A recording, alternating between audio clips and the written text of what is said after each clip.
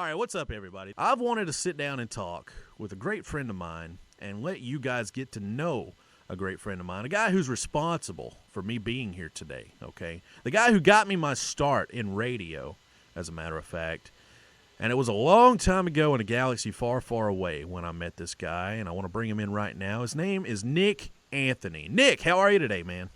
What's up, AK in the morning? That's right, man. And a lot of you guys out there, you know this guy because he does my intro to the show each and every day. You know, he's the guy who says, what do you say? I don't even remember what you say. Live from the Superstation. Yeah, there you go. But anyway, that's what he did for me. But it's just one thing that he did for me because a long time ago, I sent this guy a message and asked him to be a part of a little show that he had going on. Do you remember any of this? I'm glad you remember because I barely remember any of it. Do you remember, like, you know, what you had for dinner today or anything? Nothing yet, and it's nearly 10 o'clock here on the West Coast. Yeah, over there in California and everything, where you actually work for NBC Sports Radio, right? Yeah, I do. NBC. Cumulus, actually. Cumulus, okay. Yeah, well, whatever that means. It's a broadcasting company. Cumulus owns the NBC Sports Radio brand, and that's so technically I work for Cumulus Broadcasting. All right, since you don't remember, here's what happened. All right, so I was like 8th grade, however old that is. I don't even remember, but I was on a little thing called OWW Genesis, which was a message board. It's where people. I think that would make you 16. I think that would make you 16. I think, or 15. 14, 15. I want to say 14. Yeah, somewhere around there. Yeah, had to be. Maybe. Because Micah is 13 and he's in 7th grade. So he is almost as old as I was when we started this thing. Micah wasn't even born when we started, dude. He wasn't even born when we started, when you started. I don't think that's right. No, I'm serious. Well, all right. Here's what happened, okay? OWW Genesis was this message board on Obsessed with Wrestling at the time. It wasn't even Online World of Wrestling yet, which was basically a Wikipedia for wrestling, all right? And so OWW Genesis was where people would go on there. They would sign up with usernames, and they would discuss pro wrestling, video games, whatever, but it was mostly just wrestling. And this guy named Nick Anthony pops up one day, and he's got OWW Radio. And I'm like, who is this guy coming in here trying to steal all the thunder from everybody? Like, I've been here for over a year, working hard. And I did. Yeah, you did. And I was like, you know what? I kind of want to be a part of this. And so I sent you a message, and I was like, hey, man, I love wrestling, and I want to be a part of this thing. I love OWW Genesis. And you were like, well, you're in the 8th grade. Can't really be a part of it. And I said, well, you got a point. And so I don't remember anything else, but what it led to was I found Deborah on Facebook. Yeah, that's right. I remember Deborah McMichael. Deborah McMichael, yes, who, for those of you who don't know, is the ex-wife of Stone Cold Steve Austin. All right, you know that name. That's right. Yeah.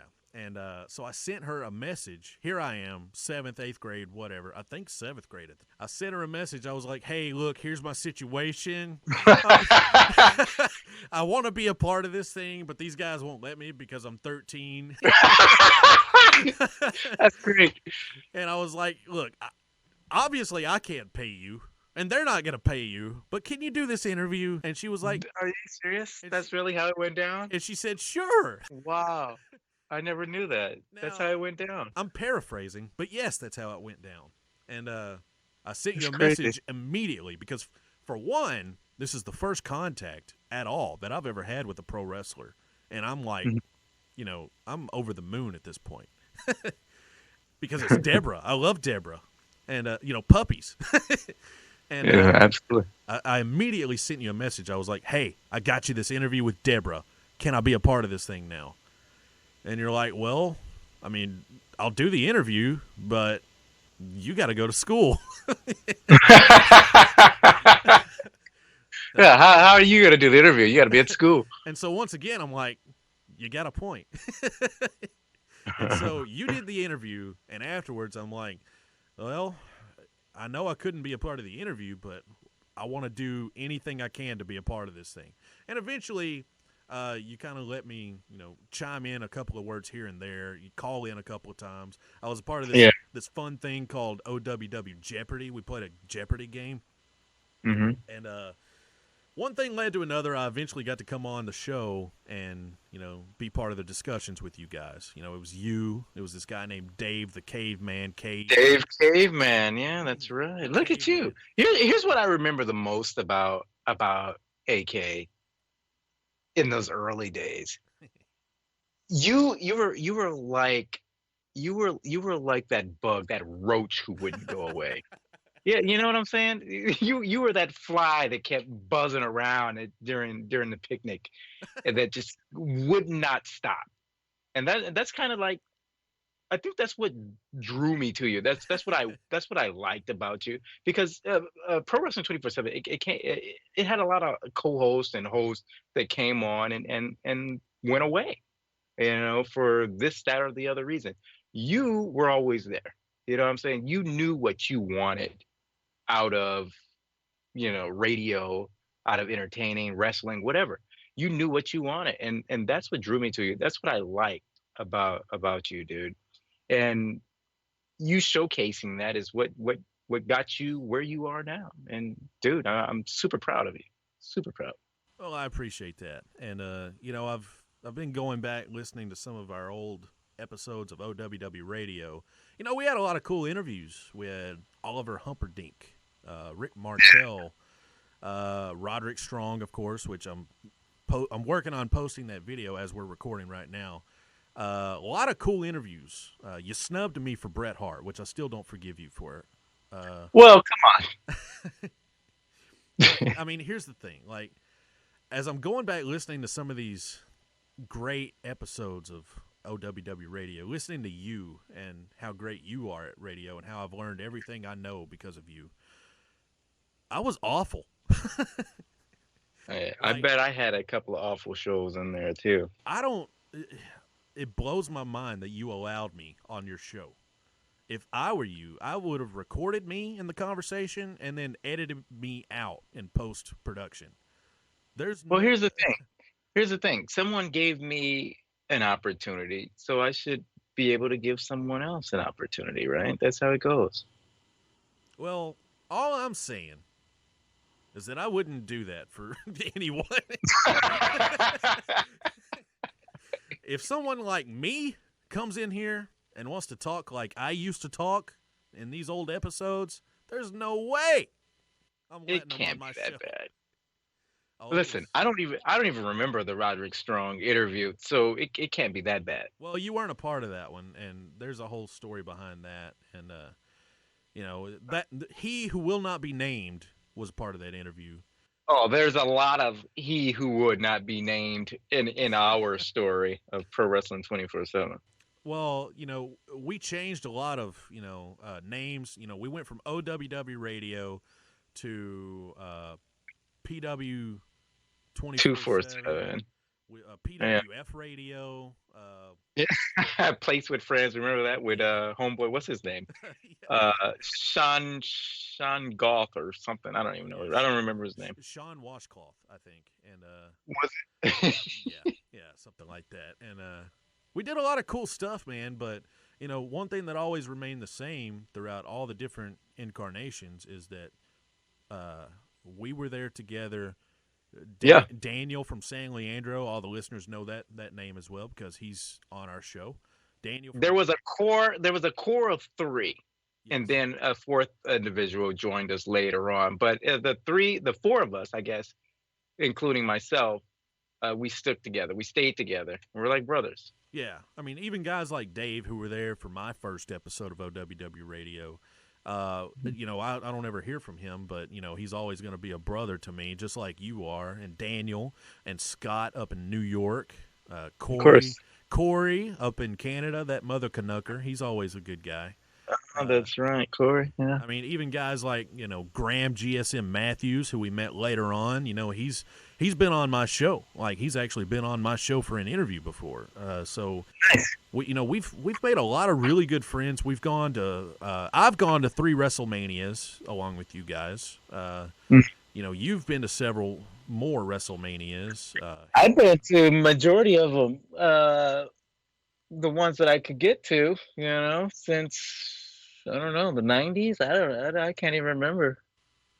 Yeah, the ones that you get into for free. Let's make that Oh, clear. come on. Come on, I'm not paying for this. Yeah, exactly. I'm not paying for this crap. Come on. You're not paying for your ticket. Is this thing on? You're not paying for your hotel room. You're not paying for anything. If only I could be so lucky. But I'll tell you what, as I say that, I really am lucky because when I got into this thing, my goal when I got the interview with Deborah McMichael was that OWW Radio was going to be my next step into professional wrestling. I wanted to be a wrestler, and I thought OWW Radio was going to make me one step closer. And little did I know, 13-year-old me, that OWW Radio would open the door to my career. And I have you to thank for that. Well, you're welcome, man. You're I honestly thought you were going to become like a musician as well, because you love the guitar. You played, and you always start working on guitar riffs, always working on guitar riffs. And I'm like, dude, this kid's going to be a musician. He's going to be good because he sounds great. I never would have thought you would have took this career path. But like I said, I'm super proud of you. Super proud. And, like I said, it was last year when I got offered this job, it was out of nowhere completely. But the reason why I was offered this job is because the guy that was here before me knew about my history with you and OWW Radio, Pro Wrestling 24/7, all that stuff. So if it weren't for all that, I would not be here. So anyway, I mean, I just wanted to bring you on here and let the people get to know you a little bit. And who knows, I really hope that you'll pop up in more content here on AK After Hours on YouTube. Hey, man, anytime. I'm here. I'm here for you. Well, I guess we're going to have to get the band back together and have some OWW Radio on here then. But that would be nice. I mean, I tried to get all of you guys together for Harry the Boobs Bob's birthday. I call it the birthday bash over on NBC Sports Radio on Demand. But you sent over, I guess you were too busy with AK in the morning. Yeah. I have commitments. I've got a lot going on, man. I got basketball. I understand. You're calling a basketball game. How's that go, by the way? Man, when I first got told that I was going to do play-by-play, I was pretty nervous about it. But honestly, it's been a blast. And, a little peek behind the curtain, I'm not a fan of basketball. But I love doing play-by-play on basketball. It's made me appreciate and enjoy the game more than I ever have before. So that's funny you said that because I'm doing a football show. I can care less for football. I don't like football. The whole CTE thing. I memean, it's causing damage to people's brains, and I just don't understand why people play this stupid sport. It's a dumb sport. Seriously, it's stupid. I mean, guys wearing tights jumping on each other. I mean, it's stupid. I wouldn't do it. I wouldn't have Micah do it. It's just everything we know about the game of football and how dangerous it is to athletes' brains and their well-being, their bodies. It's like a smoker smoking cigarettes with the attorney general's,